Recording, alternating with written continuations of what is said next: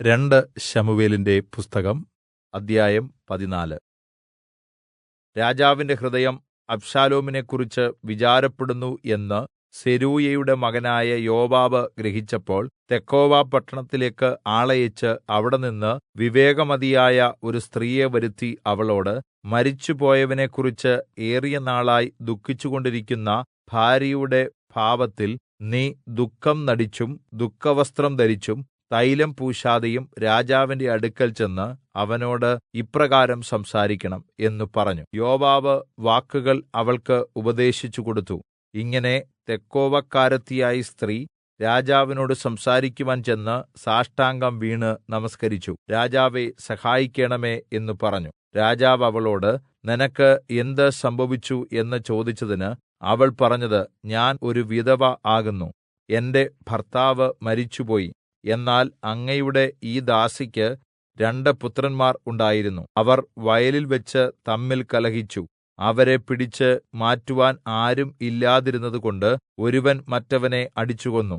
ഇപ്പോൾ കുടുംബം മുഴുവനും അങ്ങയുടെ ഈ ദാസിയുടെ നേരെ എഴുന്നേറ്റ്, സഹോദരനെ കൊന്നവനെ വിട്ടുതരുക, അവൻ കൊന്ന സഹോദരന്റെ ജീവന് പകരം അവനെ കൊന്ന് അങ്ങനെ അവകാശിയെയും നശിപ്പിക്കും എന്ന് പറയുന്നു. ഇങ്ങനെ അവർ എന്റെ ഭർത്താവിന് പേരും സന്തതിയും ഭൂമിയിൽ വെച്ചേക്കാതെ എനിക്ക് ശേഷിച്ചിരിക്കുന്ന കനലും കെടുത്തിക്കളയുവാൻ ഭാവിക്കുന്നു. രാജാവ് സ്ത്രീയോട്, നിന്റെ വീട്ടിലേക്ക് പോകുക, ഞാൻ നിന്റെ കാര്യത്തിൽ ആജ്ഞ കൊടുക്കും എന്ന് പറഞ്ഞു. ആ തെക്കോവക്കാരത്തി രാജാവിനോട്, എന്റെ യജമാനനായ രാജാവേ, കുറ്റം എന്റെ മേലും എന്റെ പിതൃഭവനത്തിന്മേലും ഇരിക്കട്ടെ. രാജാവിനും സിംഹാസനത്തിനും കുറ്റമില്ലാതെ ഇരിക്കട്ടെ എന്ന് പറഞ്ഞു. അതിന് രാജാവ്, നിന്നോട് വല്ലതും പറയുന്നവനെ എന്റെ അടുക്കൽ കൊണ്ടുവരിക, അവൻ പിന്നെ നിന്നെ തൊടുകയില്ല എന്ന് പറഞ്ഞു.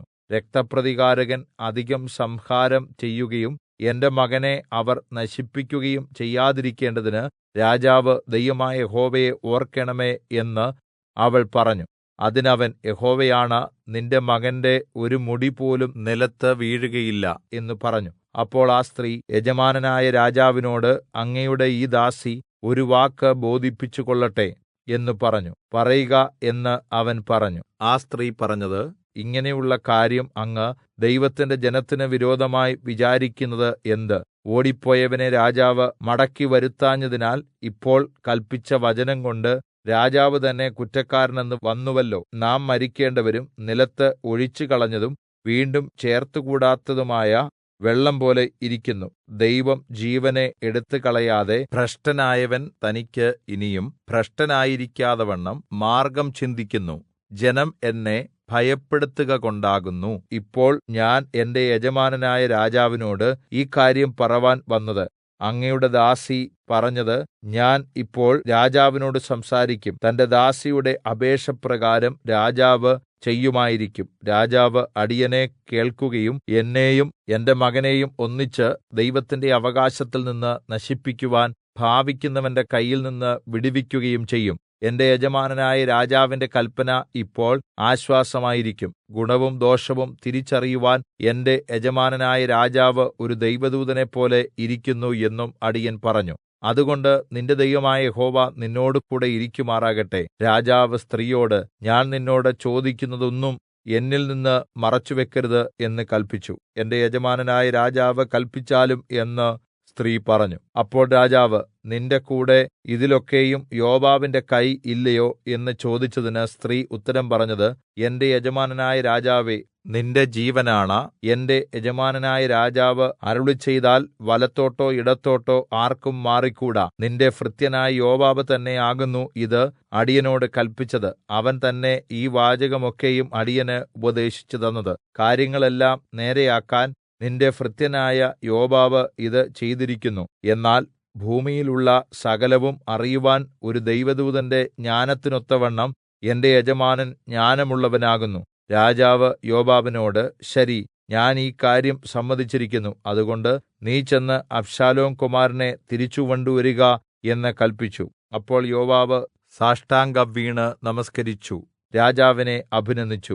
എന്റെ യജമാനനായ രാജാവേ, അടിയന്റെ അപേക്ഷ പോലെ രാജാവ് ചെയ്തതുകൊണ്ട് അടിയന് തിരുമുമ്പിൽ കൃപ ലഭിച്ചു എന്ന് അടിയൻ ഇന്നറിയുന്നു എന്ന് യോവാബ് പറഞ്ഞു. അങ്ങനെ യോവാബ് പുറപ്പെട്ട് ഗെശൂരിൽ ചെന്ന് അബ്ശാലോമിനെ യെരൂശലേമിലേക്ക് കൂട്ടിക്കൊണ്ടുവന്നു. എന്നാൽ രാജാവ് അവൻ തന്റെ വീട്ടിലേക്ക് പോകട്ടെ, എന്റെ മുഖം അവൻ കാണരുത് എന്ന് കല്പിച്ചു. അങ്ങനെ അബ്ശാലോം തന്റെ സ്വഭവനത്തിലേക്ക് മടങ്ങിപ്പോയി. രാജാവിന്റെ മുഖം കണ്ടതുമില്ല. എന്നാൽ എല്ലാ യിസ്രായേലിലും സൗന്ദര്യംകൊണ്ട് അബ്ശാലോമിനോളം പ്രകീർത്തിക്കപ്പെട്ട ഒരുവനും ഉണ്ടായിരുന്നില്ല. അടിതൊട്ട് മുടിവരെ അവന് ഒരു ന്യൂനതയും ഇല്ലായിരുന്നു. അവൻ തന്റെ തലമുടി എല്ലാ വർഷത്തിന്റെയും അവസാനം കത്രിപ്പിച്ചുകളയും. അത് തനിക്ക് ഭാരമായിരിക്കുകയാൽ അത്രേ കത്രിപ്പിച്ചത്.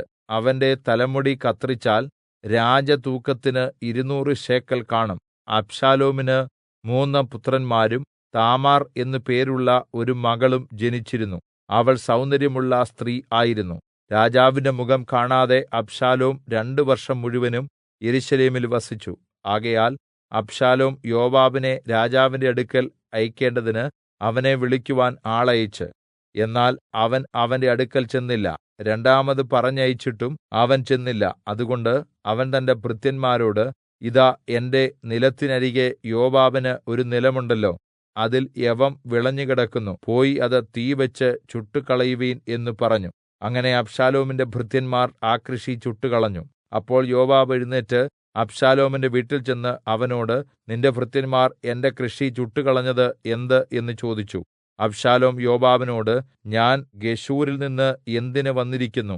ഞാൻ അവിടെ തന്നെ പാർത്തിരുന്നെങ്കിൽ കൊള്ളാമായിരുന്നു എന്ന് രാജാവിനോട് പറയുവാൻ നിന്നെ അവന്റെ അടുക്കൽ അയക്കേണ്ടതിന് നീ ഇവിടെ വരണം എന്ന് ഞാൻ പറഞ്ഞയച്ചുവല്ലോ. എനിക്ക് ഇപ്പോൾ രാജാവിന്റെ മുഖം കാണേണം. എന്നിൽ കുറ്റമുണ്ടെങ്കിൽ അവൻ എന്നെ കൊല്ലട്ടെ എന്ന് പറഞ്ഞു. യോവാബ് രാജാവിന്റെ അടുക്കൽ ചെന്ന് വസ്തുത അറിയിച്ചു. അവൻ അബ്ശാലോമിനെ വിളിപ്പിച്ചു. അവൻ രാജാവിന്റെ അടുക്കൽ ചെന്ന് രാജാവിന് മുമ്പാകെ സാഷ്ടാംഗം വീണ് നമസ്കരിച്ചു. രാജാവ് അബ്ശാലോമിനെ ചുംബിച്ചു.